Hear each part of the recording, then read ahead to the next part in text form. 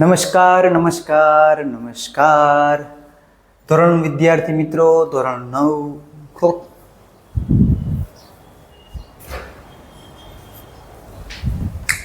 નમસ્કાર નમસ્કાર નમસ્કાર એજ્યુકી ધ ઈ એજ્યુકેશન હબની યુટ્યુબ ચેનલની અંદર હું તેજસ આપ સર્વે ધોરણ 9ના એટલે કે અથર્વ બેચના વિદ્યાર્થી મિત્રોનું સ્વાગત કરું છું. વિદ્યાર્થી મિત્રો, આપણી અથર્વ બેચ અને અગત્ય બેચ ઓલરેડી સ્ટાર્ટ થઈ ગઈ છે, જેની અંદર તમને લોકોને મુખ્ય 4 વિષયોના જે સબ્જેક્ટના વિડીયો છે તમને અમે પ્રોવાઈડ કરીએ છીએ.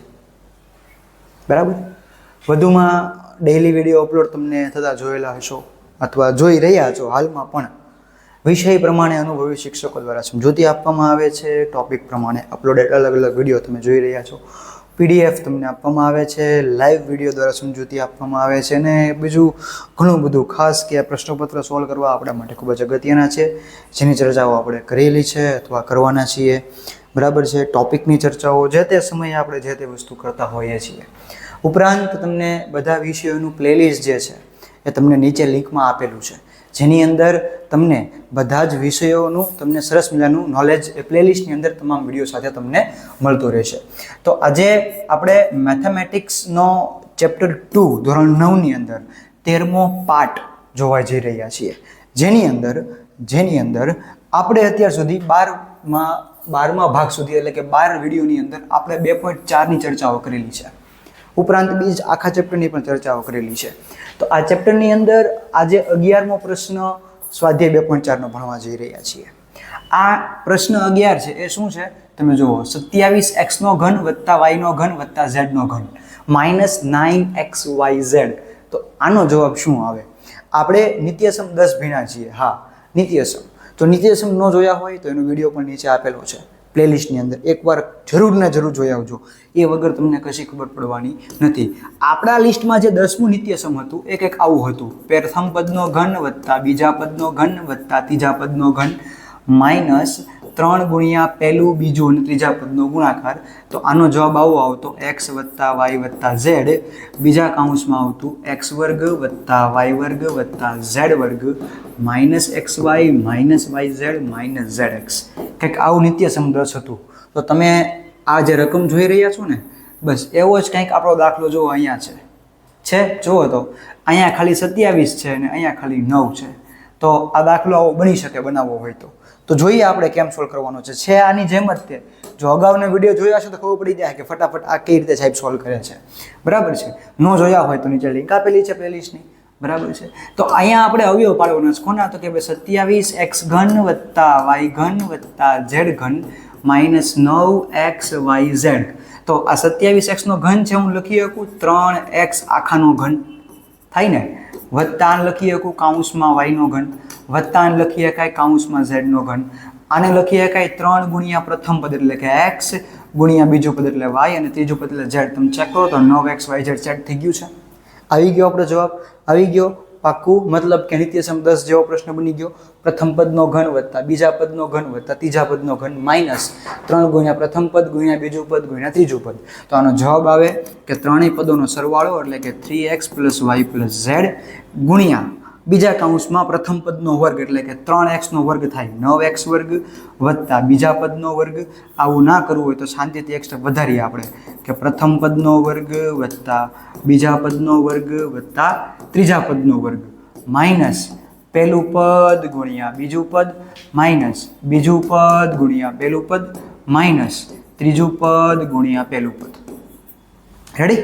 નિત્યસમ 10નો ઉપયોગ કર્યો તો આનો જવાબ આવશે 3x + y + z બીજા કાઉન્સમાં 9x નો વર્ગ વત્તા y નો વર્ગ વત્તા z નો વર્ગ -3xy -yz -3zx. આ જે છે એ તમારો જવાબ. કોનો? તો કે ભાઈ દાખલાનો. ક્લિયર છે એટલું? ડન. ચલો નેક્સ્ટ દાખલાની વાત કરીએ. 12મો દાખલો. 12મો દાખલો જે છે ને, 12મો દાખલો બહુ ખતરનાક દાખલો છે. ખતરનાક એટલે વિદ્યાર્થીને ખબર નથી પડતી કે ક્યાંથી શરૂ કરવું જોઈએ શું કરવું જોઈએ. હું તમને એટલું કહું છું, આપણે જમણી બાજુથી શરૂ કરવાનું છે. જમણી બાજુથી. ગયા લેક્ચરમાં દાખલો જોયો હતો આપણે, નિત્યસમ 8 અને 9નો દાખલો હતો ને, જે ગયો વિડીયો જોયો તો ખબર છે, તો એમાં આપણે જબાથી શરૂ કર્યું હતું. એવી જ રીતે અહીંયા પણ આપણે ક્યાં શરૂ કરવાનું છે? જબાથી શરૂ કરવાનું. જબા શું આપી છે બરાબરની જમણી બાજુ? તો કે ભાઈ 1/2 x વત્તા y વત્તા z બીજા કૌંસમાં x માઇનસ વાયનો વર્ગ વત્તા y માઇનસ ઝેડનો વર્ગ વત્તા z માઇનસ એક્સનો વર્ગ. આવું છે.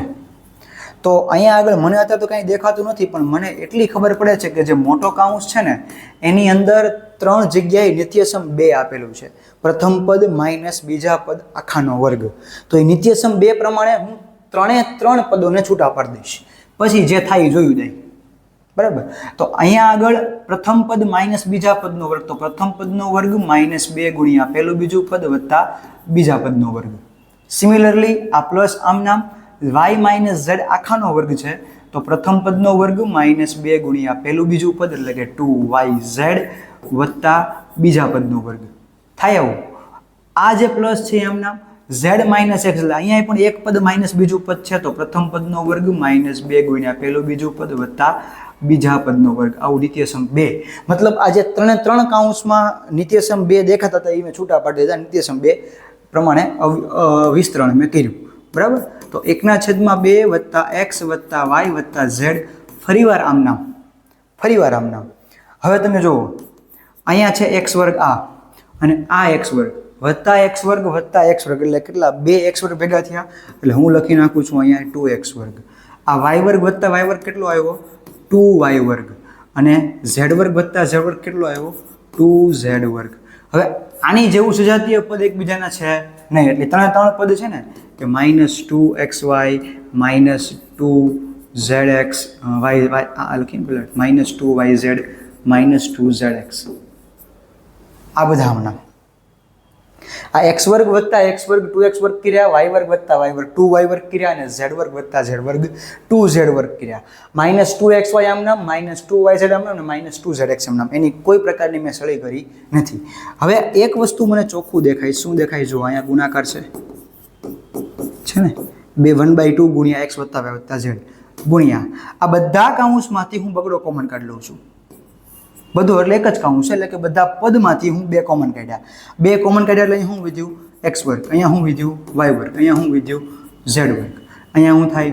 -xy, કારણ કે 2 કોમન કાઢ્યા છે ને આપણે 2 ને શું કરી લીધા છે? કોમન કાઢી લીધા છે. તો આ બગડો ગુણાકારનો કટ થઈ ગયો. તો અહીંયા વિધ્યું શું? x વત્તા y વત્તા z કૌંસમાં x વર્ગ વત્તા y વર્ગ વત્તા z વર્ગ -xy -yz -zx. આ કાંઈ જાણીતું દેખાય છે? આ નિત્યસમ 10 છે. જો આપણે જે લિસ્ટમાં 10 નિત્યસમ દેખાતા ને એમાં નિત્યસમ 10 છે કે પ્રથમ પદ વત્તા બીજું પદ વત્તા ત્રીજું પદ, પછી પ્રથમનો વર્ગ વત્તા બીજાનો વર્ગ વત્તા ત્રીજાનો વર્ગ, માઇનસ પહેલું બીજું માઇનસ બીજું ત્રીજું માઇનસ ત્રીજું પહેલું. આ નિત્યસમ 10નો જવાબ છે. તો આની જગ્યાએ આપણે સવાલ લખી શકીએ. નિત્યસમ 10નો સવાલ શું હતો? કે x ઘન વત્તા y ઘન વત્તા z ઘન -3xyz. જોવો તો ડાબા આપ્યું છે આપણને છે, ડાબા જોવો તો મતલબ આપણે જવામાં હળી કરતા ડાબા લઈ આવ્યા ને. આનો મતલબ શું થયો? કે ડાબા અને જબા કેવું આવ્યું આપણા માટે?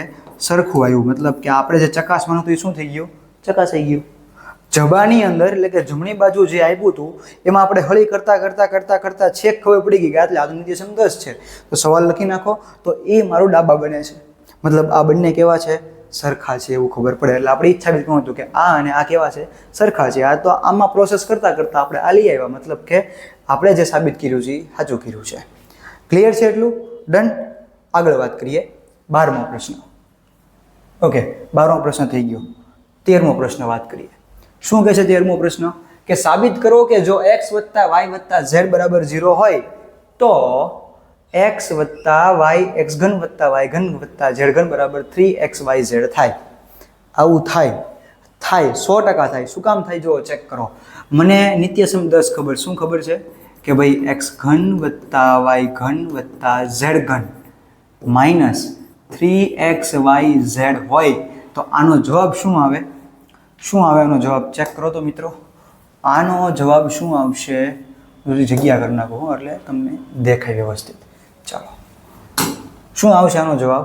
આનો જવાબ આવશે x વત્તા y વત્તા z કૌંસમાં x વર્ગ વત્તા y વર્ગ વત્તા z વર્ગ minus xy minus yz minus zx આવું થાય. નિત્યસમ 10 કંઈક આવું હતું આપણે, બરાબર છે. તો આપણને આમાં આપ્યું છે કે x વત્તા y વત્તા z બરાબર 0 છે, એટલે કે આ જે કૌંસ છે ને એ કૌંસની કિંમત કેવી થઈ ગઈ છે? 0 થઈ ગઈ છે. તો અહીંયા હું 0 મૂકી દઉં. પછી તો કે ભાઈ આ જે કૌંસ છે ને એ મેં એમ નામ રાખ્યો. શું કર્યો મેં? એમ નામ રાખ્યો. આ કોના બરાબર આવે છે? તો કે ભાઈ x ઘન વત્તા y ઘન વત્તા z ઘન માઇનસ 3xyz બરાબર 0 ગુણ્યા કૌંસ. કારણ કે આની કિંમત 0 છે અને આ આખું એમનામ લખી નાખ્યું મેં. આની કિંમત 0 છે નહીં, આપણને રકમમાં આપેલી છે. તો હવે આપણને ખબર છે કે ભાઈ 0 ગુણ્યા કાંઈ પણ હોય એનો જવાબ કેટલો આવે? 0 જ આવે. મતલબ કે આ આખું પદ કેવું થઈ ગયું? 0 થઈ ગયું. મતલબ કે એનો જવાબ 0. ડાબામાં જે x ઘન વત્તા y ઘન વત્તા z ઘન માઇનસ 3xyz હોય તો આનો જવાબ 0 એમ ખબર પડે. આ 0 ગુણ્યા કાંઈ પણ જવાબ 0 થઈ ગયો. તો હવે આ ડાબા હતું એની કિંમત 0 આવી એમ ખબર પડે આપણને. તો હવે આ જે માઇનસ 3xyz છે ને એને હું પેલી બાજુ લઈ જાઉં, કેવું થઈ જશે? પ્લસ થઈ જશે. જુઓ તો આવું કંઈક સાબિત કરવાનું હતું આપણે છે, તો સાબિત કરો કે આવું. જો આપણે એવું સાબિત કરી દીધું, થઈ ગયું. જુઓ તો x ઘન વત્તા y ઘન વત્તા z ઘન બરાબર 3xyz સાબિત થયું. ક્યારે? કે જ્યારે x વત્તા y વત્તા z કેવું આપ્યું છે આપણને? 0 આપ્યું છે ત્યારે. ક્લિયર છે? પાક્કું? તો હવે જો આ સમજાણું હોય ને તો આની પછીનો પ્રશ્ન છે ને બહુ મસ્ત છે. પ્રશ્ન 14, ઘનનું મૂલ્ય મેળવ્યા સિવાય નીચેના દરેકની કિંમતો મેળવો. તમારે 12નો ઘન નથી કરવાનો, 7નો ઘન નથી કરવાનો, 5નો ઘન નથી કરવાનો. એ ઘન કર્યા વગર મારે આનો આખો હિસાબ કરવો છે. તો કેમ થાય? કેમ થાય? જો શાંતિથી સમજીએ. પહેલો દાખલો શું આપ્યો છે? માઇનસ 12નો ઘન વત્તા 7નો ઘન વત્તા 5નો ઘન. તો આની આગળના દાખલામાં જે વસ્તુ આપણે સાબિત કરીને એનો ઉપયોગ કરવાનો છે. શું ઉપયોગ કરવાનો છે? હું ધારી લઉં, ધારો કે આ x છે, ધારો કે આ y છે અને ધારો કે આ z છે. તો x વત્તા y વત્તા z શું થાય? સાંભળજો, x વત્તા y વત્તા z. x કેટલો છે? -12. y કેટલો છે? 7. z કેટલો છે? 5. સરવાળો કરો તો -12 વત્તા 7 એટલે -5 વત્તા 5 આમ નામ જવાબ આવ્યો 0. મતલબ કે આ ત્રણેય જે પદ છે કે જેના ઘનનો સરવાળો મેળવવાનો છે એ ત્રણેય પદ 0 છે. જોજો હો, મને ખબર છે કે જો x વત્તા y વત્તા z બરાબર 0 થાય તો આ ત્રણેયના ઘનનો સરવાળો 3 ગુણ્યા ત્રણેય પદ થાય. આવું આપણે સાબિત કર્યું. તો અહીંયા આગળ હવે જો અહીંયા જે ત્રણેય પદ છે -12 વત્તા 7 ને વત્તા 5, આ ત્રણ પદોનો સરવાળો 0 થાય છે. તો એના ત્રણેયના ઘનનો સરવાળો કેટલો થાય? કે ભાઈ અહીં કે -12 વત્તા 7 વત્તા 5 બરાબર 0. તેથી -12નો ઘન વત્તા 7નો ઘન વત્તા 5નો ઘન એટલે કે ત્રણેય પદોના ઘનનો સરવાળો મને મળે 3 ગુણ્યા ત્રણેય પદોનો ગુણાકાર થાય. આવું પાક્કું?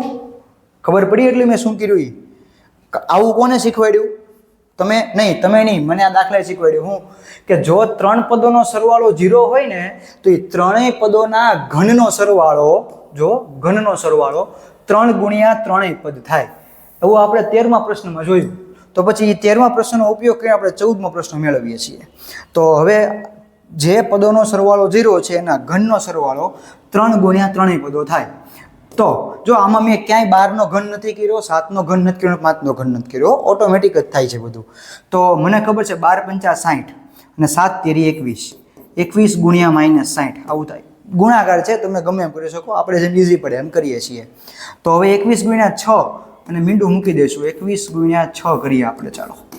એટલે કેટલા થાય? 126. કેટલા થાય? 126. તો 126 આમ નામ આ 0 અને જવાબ છે માઇનસ. મતલબ કે આ ત્રણેયના ઘનનો સરવાળો મેં એક પણના ઘન કર્યા વગર મેળવ્યો. કેટલો આવ્યો? -1260. અને તમે રફ વર્ક કરવો જ કરી લેજો. -12નો ઘન આવશે એ કરવાનો, 7નો ઘન કરવાનો, 5નો ઘન કરવાનો અને હિસાબ કરવાનો, સરવાળો કરવાનો. જવાબ -1260 જ આવશે. બરાબર છે? બીજો દાખલો જુઓ, આવો સેમ દાખલો છે. શું આપ્યું છે આપણને? 28નો ઘન વત્તા -15નો ઘન વત્તા -13નો ઘન. બરાબર છે? તો અહીંયા મને ખબર છે શું કે 28 વત્તા -15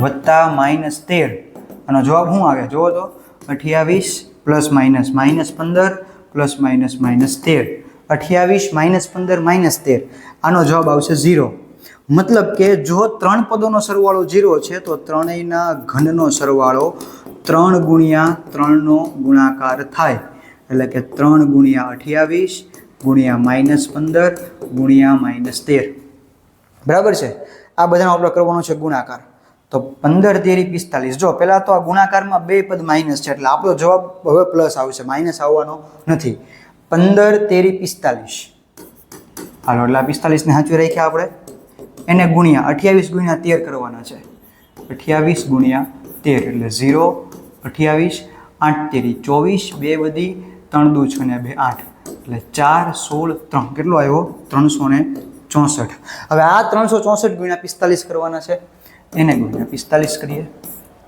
364 ગુણ્યા 45 કરો